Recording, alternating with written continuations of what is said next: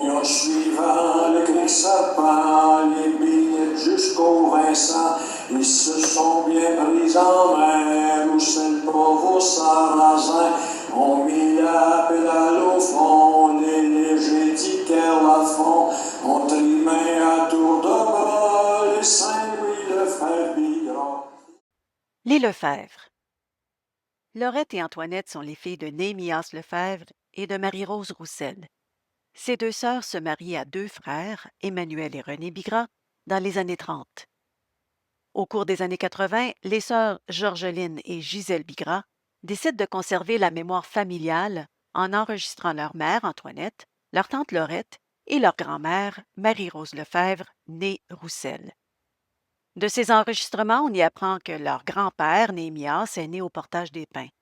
Le Portage des Pins était situé là où est la terre actuelle d'Anatouvette, à Vallombreuse. Néhémias et Marie-Rose se marient en 1912. Puisqu'il était l'avant-dernier de la famille et que la plupart de ses frères et sœurs avaient quitté la maison, le couple est demeuré dans la maison paternelle jusqu'après la naissance d'Antoinette en 1922. À l'époque, il n'était pas rare que plusieurs familles habitent sous un même toit. Par la suite, la famille a demeuré au chalet des Oblats, au lac Poisson-Blanc, alors que Néhémias en était le gardien. La famille s'est éventuellement établie à la Montée-Roussel, dans le Rang-Serpent, mais cette fois chez le père de Marie-Rose. Nous avons voulu, dans ces histoires des Lefebvre-Bigras, vous ramener à l'époque des années 30 et 40, en vous faisant entendre des anecdotes et des souvenirs parfois tristes, parfois drôles, des mères de Benoît et de Gisèle Bigras, qui nous parlent aussi de leur enfance. Comme le disait Laurette, l'épouse de René, c'était le bon temps. Je vous invite à écouter l'histoire de notre mère, Antoinette Lefebvre-Bigras, qui était la quatrième fille de Marie-Rose et Néhémias. Comme sa mère, Antoinette s'est elle aussi mariée à 15 ans. Ben, papa, d'abord, il m'avait dit, là, de notre colonne d'hiver, là, il dit, ça fait assez longtemps que vous êtes ensemble, là, il dit, mariez-vous pour donner au chou. Quand Antoinette est venue à Ottawa, moi, je travaillais à Ottawa, elle est venue pour s'habiller, pour se marier, elle, là. Il était à lui, tout, puis il m'a demandé pour l'accompagner au noces, puis on doit continuer à sortir. Il s'est marié dans le mois de mai, puis nous autres, on s'est mariés au mois d'août, on sortit 3 mois. C'est avec 100 piastres qu'on s'est mariés, puis il a fourni le manger pour la peau, puis tout. Oh, c'est lui qui a payé pour les Ah noces. oui. Il me restait 25 piastres quand, après que tout était payé. On s'est resté sur Rodolphe. Il y avait un lot qui avait acheté au-dessus de Rodolphe, et il avait acheté ça de théâtre aussi. C'était un lot de colonisation. Je ne me rappelle pas comment ça a payé. Je pense que 50 piastres. Mais là, il faudrait qu'ils se bâtissent. Ça, ils sont assis au dos dans ce temps-là. C'était une chatte. Il y avait rien que deux petites chambres, puis ça a pris petite chambre. Il n'y avait même pas de chose civile. On est tout fait là-dedans. Mon Dieu, que je fais la chose. On est resté 3 mois sur le dos. Dans 3 mois, on a bâti notre maison. Je m'appelle Gisèle Bigras. Je suis née à Notre-Dame-du-Lot en 1943. Mes parents s'appelaient Antoinette Lefebvre et Emmanuel Bigras. Ils sont allés s'installer dans le rang. Ça s'appelait le rang Saint-Joseph, je pense, dans ce temps-là. C'est la montée Bigras parce qu'il y avait 3 Bigras qui restaient là, les 3 Moi, frères. c'est Benoît Bigras, c'est surnom Ben. Je suis né à Notre-Dame-du-Lot, maintenant à la montée Bigras, fils de Laurette Lefebvre et René Bigras. Je suis né en 1940, le 17 de On est venus au septembre. monde là, tous les deux. Nous autres, on était 7. Les autres étaient 6, mais parce que ma mère avait eu un couple de... On était élevés comme frères et sœurs quasiment parce que c'était les 2 sœurs mariées aux 2 frères. Mon oncle Rodolphe est arrivé le premier parce qu'il est venu travailler sur le barrage des Cèpes, lui. Mais par le temps que mon père est arrivé ici, puis son père à lui, c'était fini le barrage des Cèpes. Mais ils sont quand même venus rejoindre leur frère. Quand je suis en Notre-Dame-du-Lot, il restait chez mon oncle Rodolphe. Grand-père Lefebvre, il était bricolon, il était contracteur, et puis il engageait des bœufs. Ah, c'est comme ça, ils ont été Et comme ça, travaillés. ils ont été travailler pour Grand-père Lefebvre. Ils ont rencontré les 2 sœurs. Puis je sais qu'il allait à des danses souvent chez les Lafont. Ils faisaient souvent des danses, eux autres. Fait que les jeunes allaient là danser, puis il y avait des rencontres qui se faisaient comme ça, là. Ils travaillaient, ils coupaient du bois, ils vendaient du bois à Joe à l'air. Ça dépendait du temps de l'année, là. Là, tout l'hiver, là, ils allaient au magasin à l'air, puis s'approvisionner de nourriture, puis tout ce que ça prenait pour la maison. C'était mis sur une facture. Puis au printemps, quand ils appelaient ça settler, là. Oui. Quand ils vendaient le bois, ils allaient chez Joël, puis la plupart du temps, après qu'ils avaient payé la facture, il restait presque rien.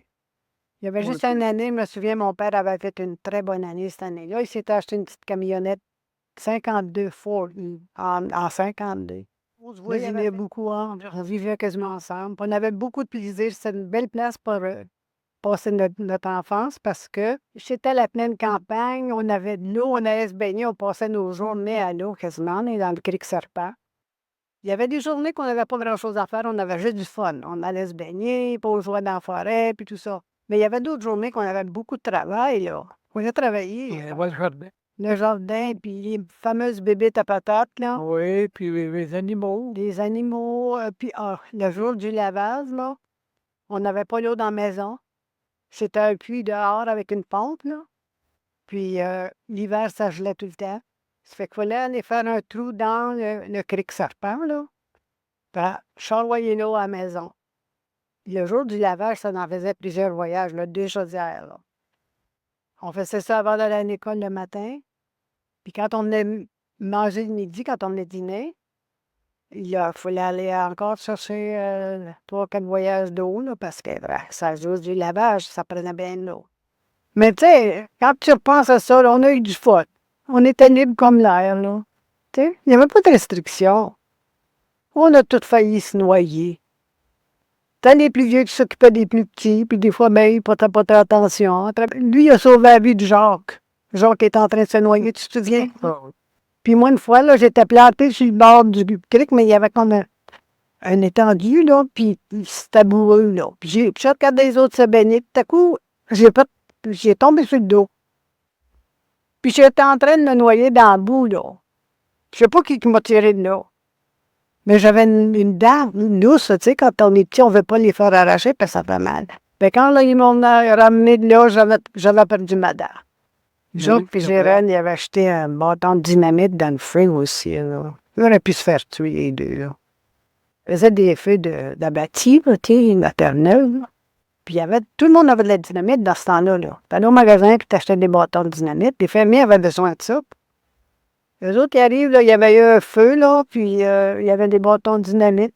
Je jette un bâton de dynamite dans le feu, voir ce que ça ferait. Et il aurait pu, ça a explosé, évidemment. Puis Jacques, pas même là, avant de mourir, quand il parlait de ça, là, il riait assez, là. C'était encore comme si ça venait d'arriver. Puis il disait, Gérald, là, il avait l'air, tu sais, là, les bandes dessinées, la Coyote, là, puis Roadrunner, là. Ben, il dit, ses vêtements étaient tous en libèche, là. Il dit, il avait l'air la Coyote, là. Puis moi, puis madame, on faisait des gaffes. Ma pauvre mère. À un moment donné, elle fait à peu près des galettes. C'est des galettes, en tout cas, avec le close dans le fourneau. Et puis, elle sortait ça à mesure que c'était assez cuit, c'était un poêle à bois. Elle mettait ça sur la table.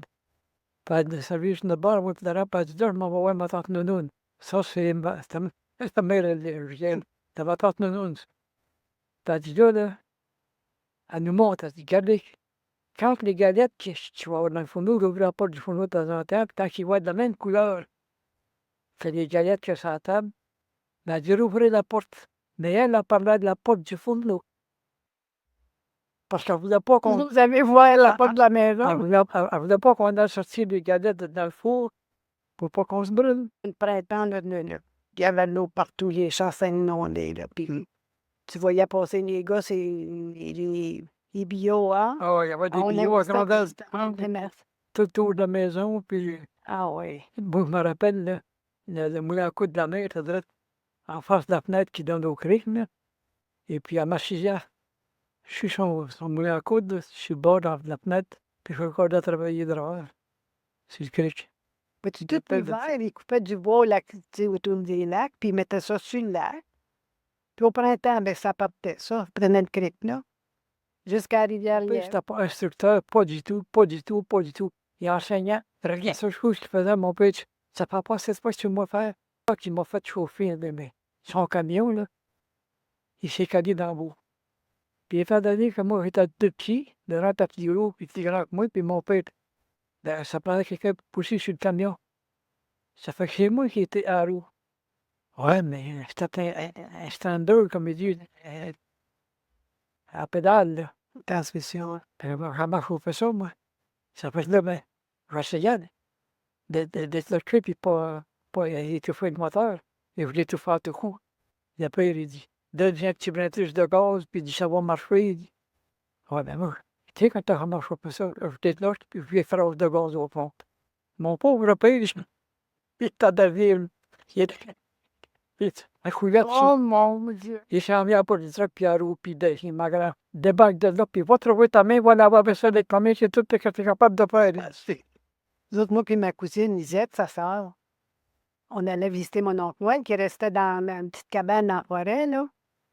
Puis une fois, il nous avait dit: «J'aimerais que vous me fassiez des tapes». On était jeunes et on avait peut-être 12, 13 ans. Fait que OK, on s'installe avec les choses pour faire des tapes, mais il y avait des crottes de souris dans la farine. Fait qu'on a dit: «Mais non, il y a des crottes de souris dans la farine». Mais il était pas facile à papoter, lui. «Ah, il dit: "C'est tout bon ça, faites ça"». On a fait les tapes, puis ça sentait bon, puis il avait l'air bonne ces tapes, mais on nous a pas mangé. Nous autres, il y avait des petits points noirs dedans, là, dans la pâte.